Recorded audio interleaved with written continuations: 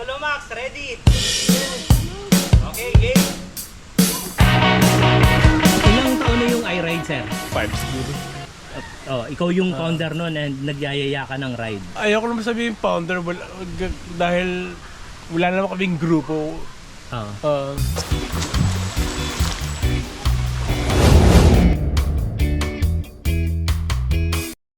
Dito tayo sa Camp Silva Hot Spring. Ito, makaharap natin ngayon Mas maganda yun nandun. with Lolo Max. Ito yung matagal ko ng idol and mag-share siya mamaya ng experience. And dun sa kasama niya, almost taon na tayo magkakilala sa Facebook and ngayon lang tayo nagkasama. At trip din niya, iba-ibang lugar mapuntahan, experience. Tama?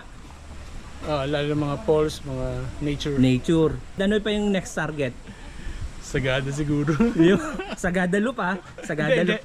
Ano lang. Tirahin lang sa Gada. Ayun guys, inabot kami ng hapon sa pagliliwaliw and kuna natin ng konting pahayag yung founder ng iRide.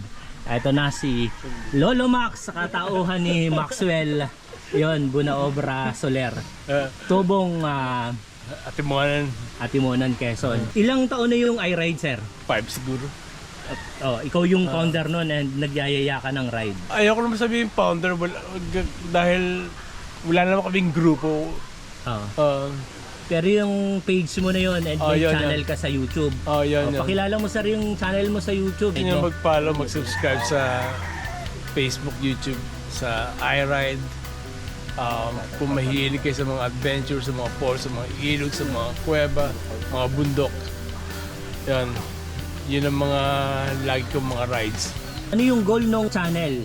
Mag-invite ng ibang rides o ibang rider? Gusto ng mga kasama ko nga na gawing grupo yung iRide. Ayoko.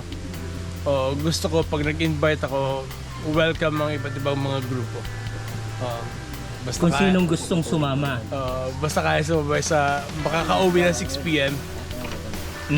Yun talaga yung pinaka-challenge doon, 6 p.m. challenge.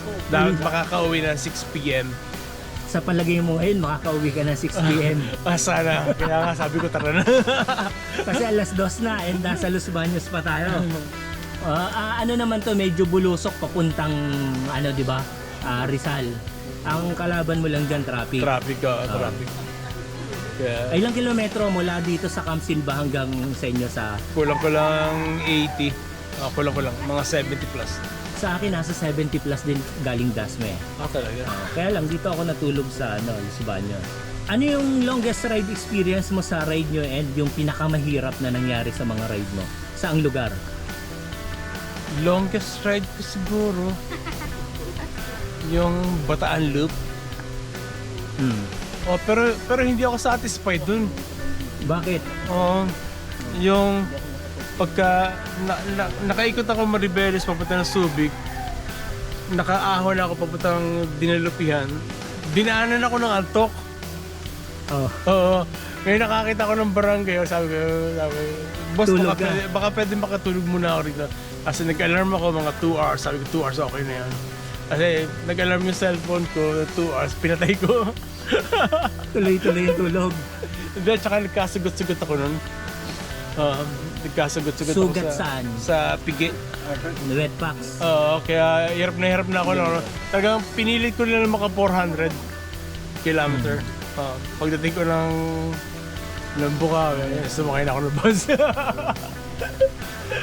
And yun yung na pero, hindi mo kinaya. Hindi na ako makaupo. Hirap na ako, hindi na ako makaupo. Pinilit ko na talagang mag 400. Pumaltos. Ayun yung pinakamahirap eh. Pero hindi siya yung pinakamahirap na ride na sabi mo pagod ako. Hindi, pinakamahirap ko talaga yung Infanta Reverse Loop. Kumbaga nangyari lang sa'yo nun yung saddle comfort na wala. Kumbaga hindi mo naman pwedeng itayo na lang. Hindi ko kayang tumayo na hanggang padyak-padyak na nakatayo. Kinakailangan umupo. Pag umupo ka, kung pwede lang huwag ka nang aangat sa upuan. Pero hindi rin naman pwede dahil pag nagigig na gano'n, aangat yung pwede. Pag upo mo na naman, panibago sakit na naman. And dito sa Camp Silva Hot Spring, nakailang punta ka na rito? Pangatlong beses ko na to. Rekomendado ko to. Hindi kayo magsisisi. May entrance siyang magkano? 100 na ngayon, dati 50. Pero sulit and talaga namang Sulit at saka natural spring siya. Nanggagaling talaga sa ilalim ng lupa. doon sa mga napupuntahan mo pang ilang yung sa rated mo pang ilan tong Camp Silva. Teka, number 1 ko Kilangin Falls Saan yun? sa Liliw. Laguna? Pero sa Mahay, Laguna kami dumaraan. Sa Bukal, Barangay Bukal. Maganda talaga yung Kulang na lang magkaroon ng diwata yung lugar para sa Encantado. wow, mapuntahan nga. Yun yung tatargetin ko. Puntahan Anong mo. pangalan? Kilangin. Kilangin Falls. Kilala din siya Bukal Falls. Pag sa Mahay ka dumaan, Barangay Bukal kasi yun. Bukal Falls tawag. Okay, sige. Tapos ikalwa ko, Taytay Falls. Nakarating ka na nun? Taytay Falls. Mahay. Mahihay. Di pa eh. Pero may naliguan kami dati niyan. Hindi pa ako nagbabike nun. May pinsan ako dyan eh. Sa Mahihay. Sobrang Ah. linaw Malamig. ng tubig. Pare-pareho sila malamig ng Kilangin. Ang problema lang sa Mahay, sa Taytay Falls, yung hangin, may hangin. Malamig. Oo. Malamig na yung tubig kasi bumubuga pa ng hangin. Yun yung dito sa Laguna yan o sa lahat Laguna. ng napunta mo? Laguna. Hindi, sa lahat ng napunta ko, yun ang number 2 ko naman. Saan yung pinakamalayo? Depende kasi sa ikot o sa loop. Pwede, pag sinabi yung isang one way lang, marami pero madalas kasi loop ang ginagawa ko nun Yung malayo na from 2 years ago o 3. Yung Nueva Ecija Tarlac loop. Solo lang ako nun. ilang days yun? 23 hours. 23. 23 hours pagdating ko sa bahay, nagbubukas ako ng gate. Sumisirig na talaga ako sa antok. Ay yung mga experience. Mga nasa 300 plus yun. Pajak all the way yun. Padya ko daw yun. Ayun, thank you for sharing. Invite mo yun sila kung paano kanila makakasama sa ride. Minsan nagyayaya ako ng ride sa page. Makikita na nyo naman doon. Basta yung kayang baka uwi ng 6 PM, sama kayo. And ito yung yaya ride mo dito sa Camp Silva and nakita ko yun. Nagkataon na nakasama ako. Yun, and thank you very much. And for the first time, siguro 2 to 3 years kami magkakilala sa Facebook. Ngayon lang kami nagkita. Oo nga. Ayan. Pero yung nakita natin ng personal, yun pa rin masayang kwentuhan and nag-share sila ng mga experience. Thank you for sharing and see you next adventure. Ito yung isa sa nakasama natin, Mark po.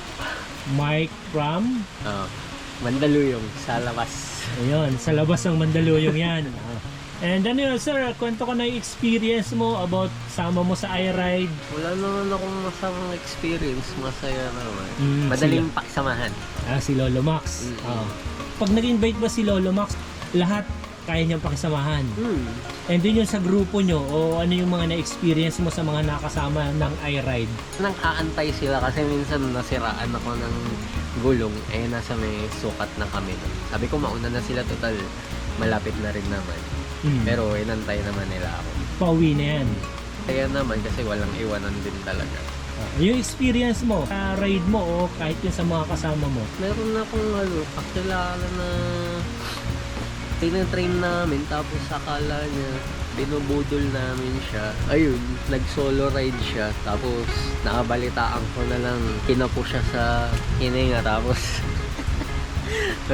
na ambulansya.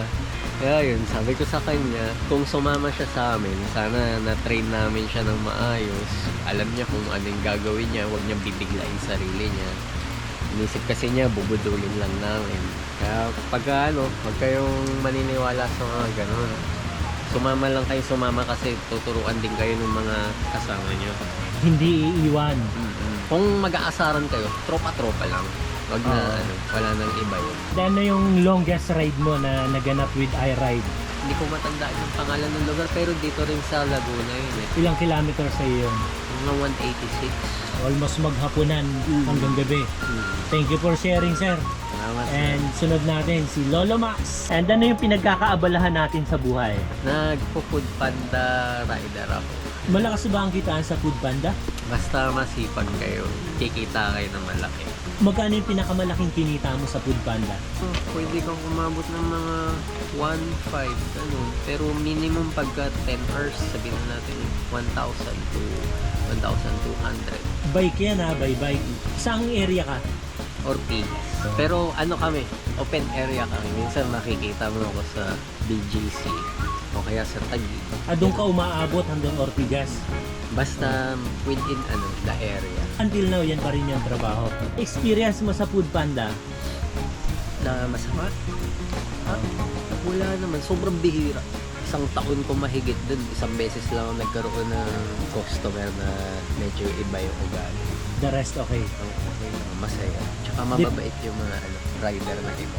Depende pa rin talaga sa location and sa mga client din. Thank you for sharing, sir. Shoutout sa lahat ng mga Food Panda rider gamit ang bisikleta. Alright. Nauna na si Lolo Max magtulak oh. Go! Ayan guys. Alay lakad tayo. Eto na yan. Tama naman yung ginawa nilang daan. Pucha, negative 23. Imagine. Yun yung sabi ni Garmin. Hanggang dun pa yung tulak. Talagang malupit ang ahon. Sa Camp Silva Hot Spring. Yung kaninang pasarap tayo sa baba. Eto na tayo ngayon. Mas matinding hingal lang nararanasan kahit magtulak. 2:24 ng hapon. Eto.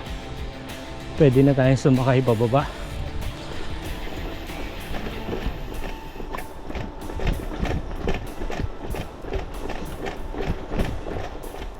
Okay, tara let's! Ano yan?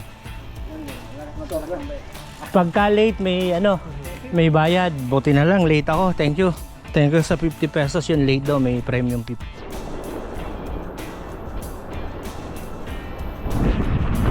Ayun, magkakahiwa-hiwalay na kami mamaya. Kita mo yung Balanak Dam. Puso, hindi pa nakasagad yan.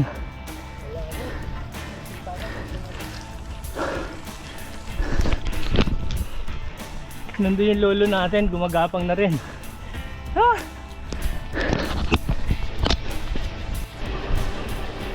Ito yung matirek. Matirek na balusok.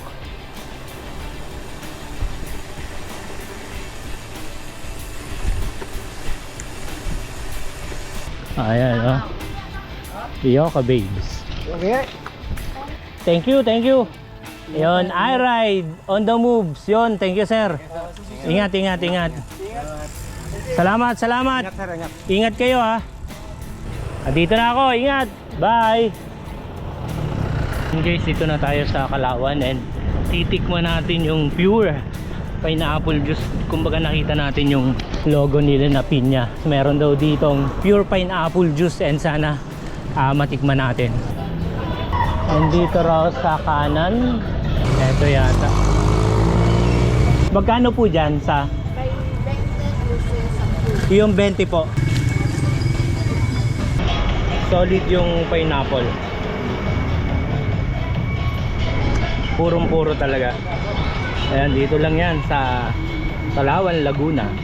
Thank you kay Lolo Max na sinabi niya sa akin to. Ang mura, 20 pesos lang. Isa pa pong 20. Panalo. After nating makapag-juice nung natural na pinya dito sa Kalawan, babalik tayo papuntang Santa Cruz.